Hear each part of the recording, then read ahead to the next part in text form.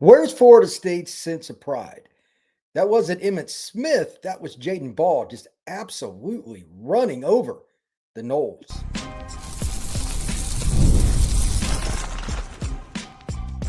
You are Locked On Seminoles, your daily podcast on the Florida State Seminoles. Part of the Locked On Podcast Network, your team every day. Welcome into this post-game report for Locked On Seminoles. It is not a happy one, but I am here nonetheless. Brian Smith with you once again for Locked On Seminoles in a rather sad finish to the 2025 season. Appreciate you all stopping in. I would normally do the traditional spiel, but I just can't do it. After watching that, I can't do it. That was really disheartening. The effort on offense was there. The execution absolutely wasn't. I don't know what you would call it on defense, because the one thing Florida State should be able to do, they didn't, and that's stop the run because they're so big up front. They have so much experience, and they were massacred. They gave up 266 yards, setting a record in the Florida versus Florida State rivalry for yards rushing by an individual player. I mean, there's nothing to say besides this is just pathetic. Florida State comes out and just lays an egg. They just lay an egg. I'm not really sure what to really think of it, but it's just embarrassing to watch a team play like that. I don't mind when other teams out execute you, but when the effort is that porous and they just physically grind you into the ground, and that's a 3-win team that just beat you to death, beat you by 20. A 3-win team. I had another computer set up for stats, and when Jaden ran in the touchdown there at the end, and they went up by 20, I said, you know what? I don't want the stats. That's how bad this is. I'll go into more of the statistical overview and breakdown Sunday, Monday. And just a disclosure for those of you that are curious, I'm going to post as much as I can. I'm going to travel towards the middle of next week on the back half of National Signing Day after I do my Florida State pod. I'm going to be traveling to go see my parents and whatnot. I'll still get podcasts in, but we're going to be really hot and heavy with basketball after that for a little while. I think we all need a break. And to be honest, Florida State basketball is pretty entertaining. Got a really good recruiting class. I know I need one, especially after this lackluster effort. They were in it at halftime. They were down 17-14. They weren't playing well, but they just collapsed in the second half defensively. Death by 1,000 cuts. I'm sure many of you heard that phrase. That would define Florida State's defense. If we did an absolutely analytical overview of Florida State in regards to how they played the game from a perspective of wanting it more than Florida, like when their defense was on the field, especially, let's just talk about the second half. What was it? 1 out of 5 plays, they had a better play than the Gators. And DJ wasn't great by any means. And they had a couple of drops. Brown had a drop that was a really big play. They had holding penalties and stupid things that Florida does. They're not good. And you lost by 20. Holy moly. I turned it off. If something happened in the last minute, I couldn't watch anymore. That's how bad it was. I honestly don't know what the final score ended up being. I don't want to know. I don't care. I know Florida State got absolutely smashed in the second half. That's a fact.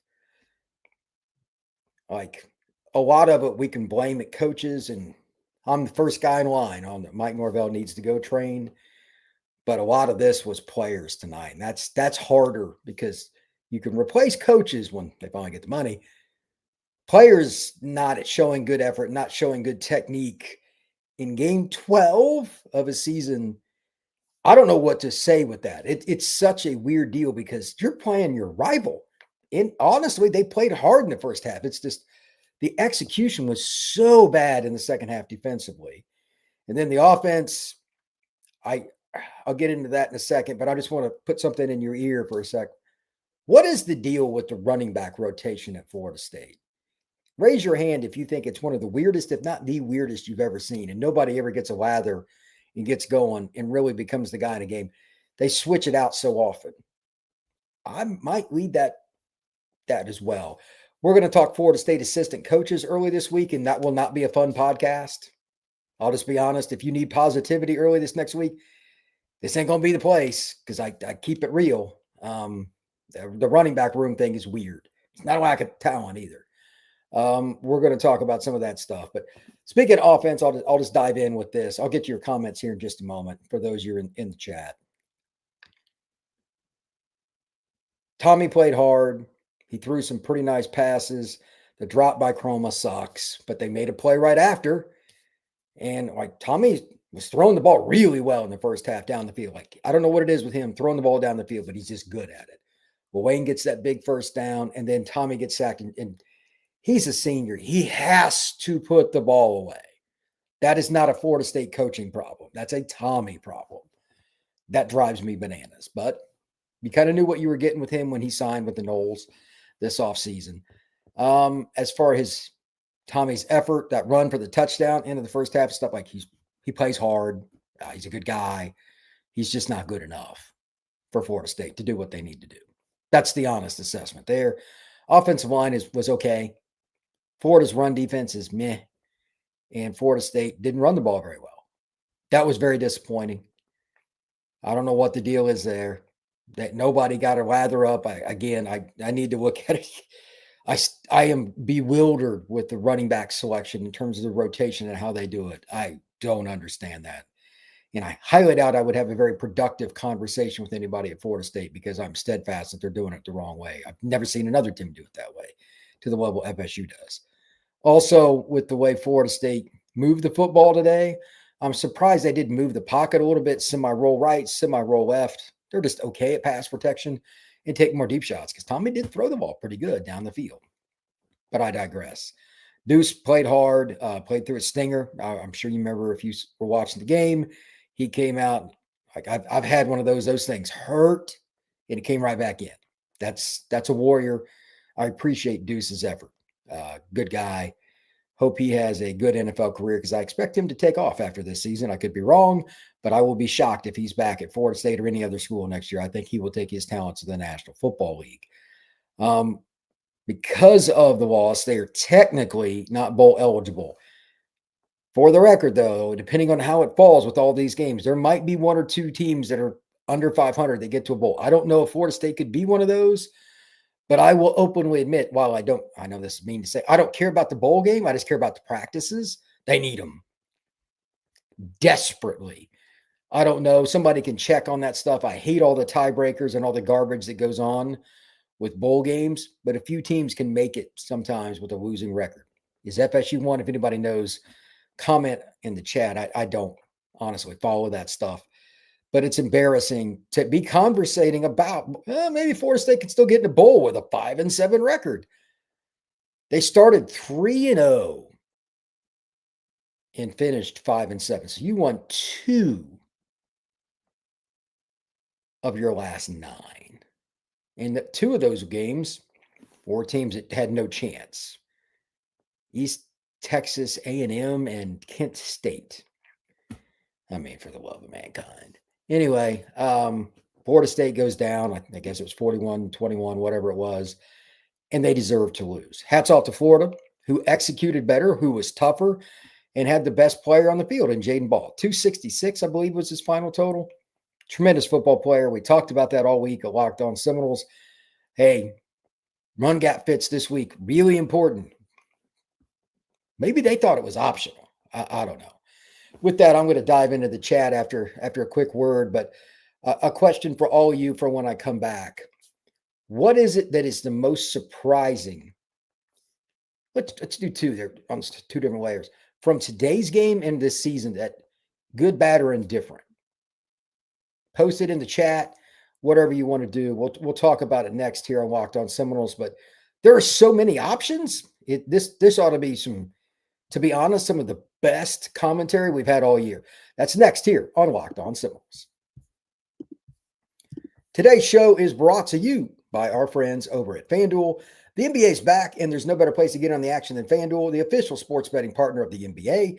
Even if you missed the start of the game or want to ride the hot hand, FanDuel has live bets on everything from who will score next to fourth quarter comebacks. Plus, you can even combine your live bets into a same-game parlay for a shot at a bigger payout. It keeps every game exciting, especially when your team's making a late push. With the NBA, it is infamous for fourth quarters going down to the wire. Picking the hot hand, maybe somebody getting over 20 points, some kind of combination of points and rebounds. There's all kinds of different ways you can have fun with it on FanDuel. Right now, FanDuel is giving new customers $300 in bonus bets with your first $5 bet as a winner. Head over to FanDuel.com, sign up and play your game with FanDuel, the official sports betting partner of the NBA. We are also brought to you by our friends over at Game Time. College football was wild as ever this year, and despite Florida State not having a good season, it's still a lot of fun to go to games, tailgates, and all that stuff, the rivalries. It's fun, man. College football is a very special event. There's really nothing quite like it. But let's be real. Whether it's Florida State, Florida, or any other team, getting tickets can be a bit of a problem. That's why I use Game Time, and you should too. The app that gives fans an opportunity to have all the opportunities for themselves to get the best and not have to worry about a lot of stuff that they shouldn't have to. With Game Time, you have the opportunity to get seats that you can see them on your phone so you know your vantage point. I just got 2 tickets to a basketball game. It's a venue I haven't been to in 15 years. That's a long time. So I was glad I could literally click on the seats, see the floor from those seats because I was in the middle level, and it was easy. I was in and out in 5 minutes on Game Time.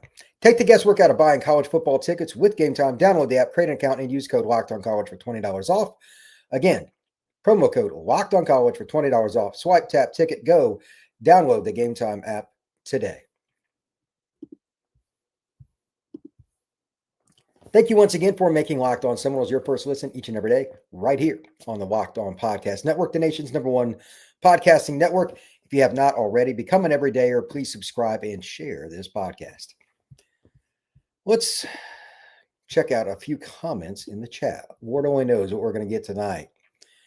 This could be wild. Let's see. That's my post that I put in at the beginning. I put this here on purpose. When I'm commenting early, it's not good. Just wanted to throw that out there. 904 Noel, 3-8 with no head coach and losing by 3 scores.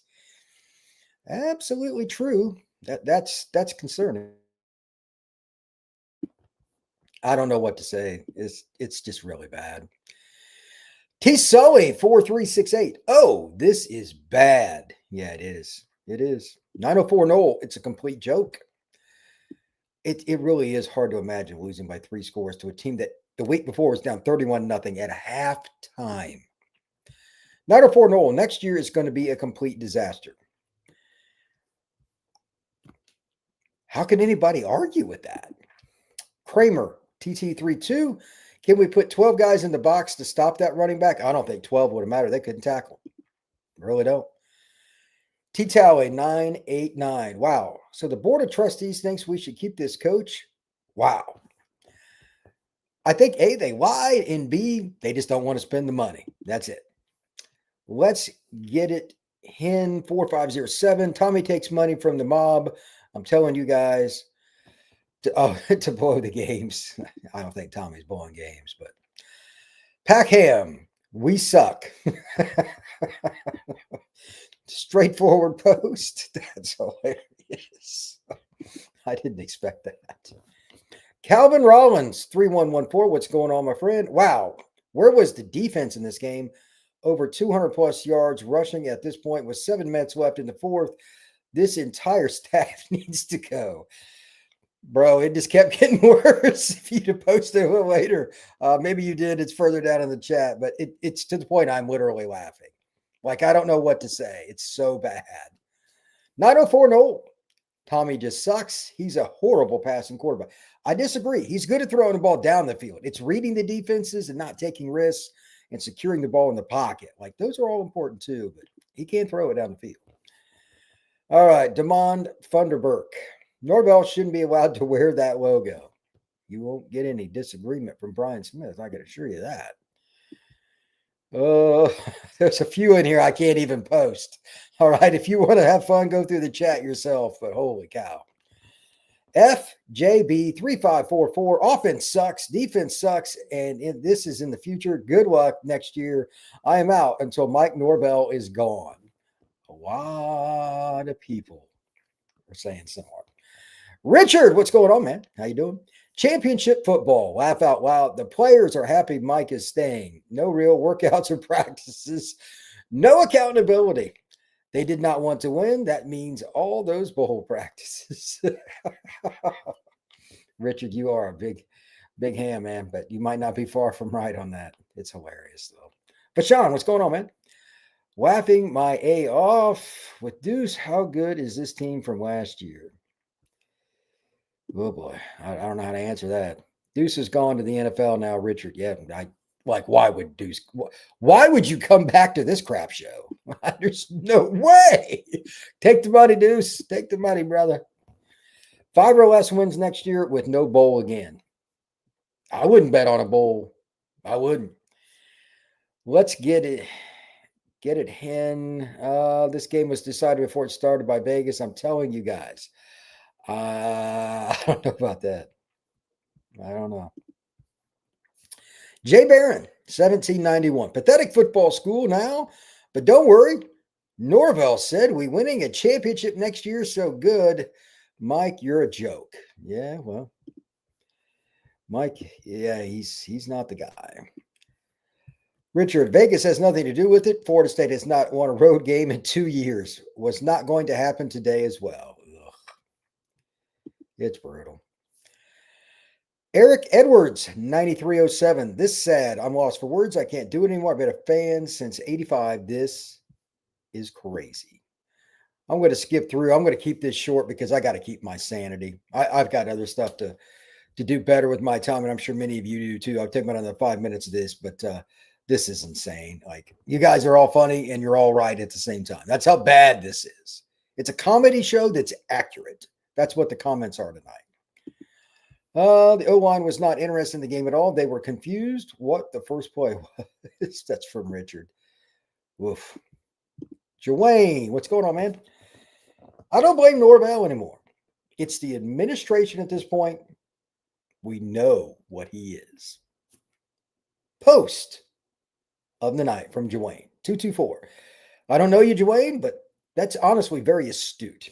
2 reasons I say that. Number 1, we knew Norvell after 2024. You win 2 games in year 5, yeah, you're probably not a very good coach. Secondarily, we knew what the contract extension was, so that's on the administration. They're the ones that got themselves in that, so they got to find a way out. Even though it was awkward, I understand why they signed the extension. It's still on the administration to fix it. And they didn't. They didn't fix it. They didn't come close. And to be honest with you, it's a problem. It is a problem, but whatever. With that being stated, one other point on that. Florida State, I'm just going to put this out there again. We got to talk about the assistant coaching staff early next week for signing day. That's going to be weird. That's going to be weird. I don't know what to think about it, but to be honest with you, I would imagine there's going to be some changes. Some will be perhaps pushed on Norvell. I don't know, but there's always guys that leave. This could be a very volatile week on Locked On Seminoles. Just calling that. I don't have any intel on that, but that's the nature of the business of being a college football coach. And you're 5-7 after a 2-10 season. So for a 2-season run, 2 years, you've lost 17 games at Florida State. I imagine that's as many, if not more, than Bowden lost the entire time in the 90s. And I'm not kidding. Really bad. It'd be really close. But whatever. Florida State is in such a bad situation. It's just it's really pathetic. Let's see here. Let's go back into the chat just for a couple more minutes. No specific place. I'm just randomly picking out something here. If sub 500 is okay, and this is from the Seminole, just play our high school recruits only. Stop going to the portal. Focus on the guys we evaluated to bring in and give them all the reps. I've been saying this. This is a very important post. You will get maybe a worse outcome for 1 year, but you get all that experience and the guys come back. They're invested in the program. You're invested in them. It could be okay. But if you're going to go out there and play the transfers, guys coming and going, you have no continuity. And you spend a lot in the portal too. Remember, there's only one portal window this year, January 2nd through the 16th. It will be a bloodbath. And if you don't bring a very deep wallet, you're not going to do well. Common sense, 39-21. My 2026 prediction is they take the next step and go 6-6 and make a bowl game and lose it. Oh my God. Make it stop. Oh my goodness. Buckshot 64-81. Wow. That was awful. Yeah, that's a good way to put it, man. I don't disagree with you. I don't disagree at all. Oh, let's see here. Josh Strickland. Norvell was outcoached by an interim coach. Such a sad day for Florida State football. Just a truth bomb right there. All right, one more. This kind of puts it in perspective. Brian Fisher, Gator fan here, thought the game would be way closer. You all should fire Mike. 100%. I don't know who this guy is, but Mr. Fisher, you're on the money. By the way, just as a parting shot, since there are Gators in here, there's a few other Gators in the chat. Hello to everybody. Thanks for stopping in. Sounds like John Summerall is going to end up at UF, not Auburn now. This coaching carousel is about to go bonkers. And if that's the case, who knows what happens. But if anything, it's pretty wild. And I really don't know what to think about how that's going to impact Florida State, because the assistant coaching situation, all these schools, they impact FSU too, because when other jobs open, it's just a carousel with the assistants as well. It is very, very wild. But with that, I'm going to close it up. But what I am going to do, I'm going to do another podcast. I might do another live show. That's probably what I'll do Sunday night. Probably go big box, like what needs to happen next year, or like if people think it's bad now in the administration about how much y'all are complaining, I'm complaining, and War Chant's complaining, etc. If they have anything even in the stratosphere like this season, or God forbid the 2024 season, if it's 5-7, 6-6 next year, they won't have any choice but to fire Mike. I mean this open-endedly, and I hope it doesn't happen. I'm not saying it should. They will need security for people in the administration, like literally. They probably should now at this point. And if I wouldn't let my wife or kids go out just from them getting heckled and orderly knows what else. If this happens next year, very proud Florida State fans are going to become disgruntled to a level that's going to be sickening. So let's hope for some good news soon. National Signing Day is this upcoming Wednesday. So that's something to talk about. We'll go over the recruiting class and all that on Wednesday, and I'll talk a little bit about it between now and then. Some on Sunday as well. Let's just call it out. 9:00 Eastern, Sunday night, we're going to do another live show, broader. I need my head to rest, to be honest, before we have it. But that'll do it for Locked On Seminoles tonight. Another just disheartening loss for Florida State, how it happened. Just got run over by Jake Ball, by the way. Great player, but that should not happen to Florida State. So thank you very much, everybody. Have a good one. Take care.